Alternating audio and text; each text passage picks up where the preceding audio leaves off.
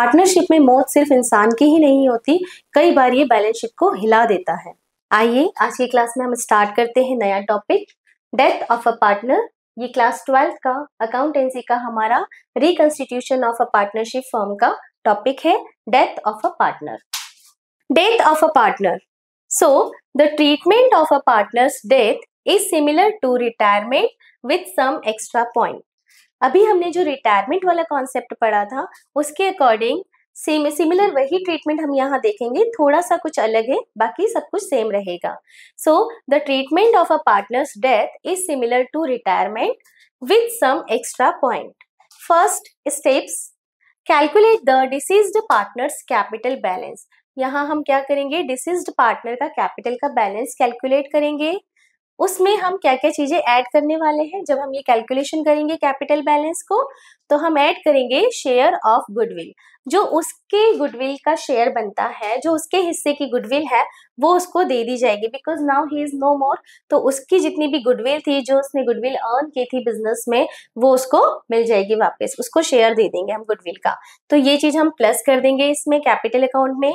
Then share of revaluation profit और loss. Suppose revaluation account जब हम बना रहे हैं, हम चेक करेंगे जब भी डेथ हुई, जिस दिन भी डेथ हुई है उस पार्टनर की, तो वहां पे हम चेक करेंगे कि इस समय पे असेट एंड लायबिलिटीज की वैल्यू क्या है, करंट वैल्यू क्या है।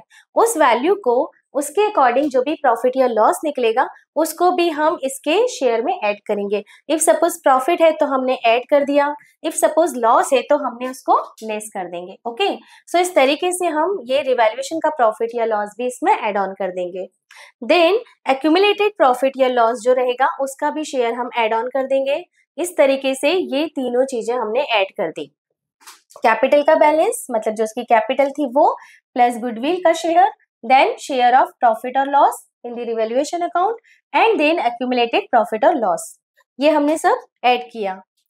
देन इंटरेस्ट ऑन कैपिटल है वो भी हम उसमें ऐड करेंगे। If suppose he will get salary और कमीशन, तो वो भी हम उसके शेयर में ऐड ऑन कर देंगे। If suppose it is written in the agreement, मतलब यहाँ पे एप्लीकेबल होनी चाहिए तो ही हम सैलरी या कमीशन उसको देंगे। फिर profit share till the date of death, जिस दिन डेथ हुई है उस दिन तक का जितना भी फर्म का प्रॉफिट था उसमें उसका जो शेयर बनता है, बेस्ड ऑन लास्ट ईयर्स और एवरेज ऑफ पास्ट ईयर्स। एक तरीके से हम यहाँ पे क्या निकालेंगे, सपोज अगर हमको प्रॉफिट निकालना है, अभी हमारा जो प्रॉफिट निकलेगा फर्म का प्रॉफिट वो तो ईयर एंड पे निकलता है, बट अब डेथ का तो कोई पर्टिकुलर डेट डिसाइडेड होती नहीं है। तो यहाँ पे जिस दिन भी डेथ हुई है हम प्रीवियस ईयर्स की या लास्ट ईयर की बैलेंस शीट के अकॉर्डिंग प्रॉफिट का कैलकुलेशन कर लेंगे, और उस एवरेज प्रॉफिट के अकॉर्डिंग हम अभी का एक एक्यूमुलेटेड प्रॉफिट निकाल लेंगे, और उसके बेसिस पे पार्टनर्स को दिया जाने वाला शेयर निकालेंगे। Transfer this amount to the executors account. Executors account it means whoever the legal heir of the partner, जो भी उस पार्टनर का लीगल हेयर होगा उसको हम एग्जीक्यूटर्स बोलते हैं। उस एग्जीक्यूटर्स को हम ये पैसा ट्रांसफर करेंगे। ओके, सो पेमेंट का मोड कैसा रहेगा, पेड इमीडिएटली और इन इंस्टॉलमेंट एज अग्रीड। अब suppose we are having enough amount so we can pay it immediately. Okay, if suppose we cannot pay or he is also ready to or he is also agree to take in installment, so we will create loan account and then we will give as an installment.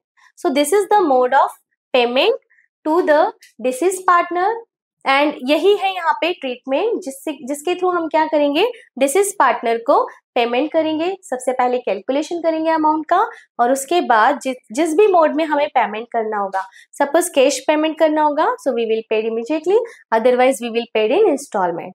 So these are the treatment for deceased partner. यहाँ हमारा topic end होता है। Life goes on and partnership भी, बस हमें करनी होती है तैयारी ड्यूज, गुडविल एंड एडजस्टमेंट की। यही है प्रॉपर अकाउंटिंग। आपको ये वीडियो पसंद आया है तो जुड़ते रहिए फ्यूके एजुकेशन ऐप के साथ। मिलते हैं नेक्स्ट वीडियो में इन्हीं टॉपिक्स को डिटेल में पढ़ने के लिए। Thank you.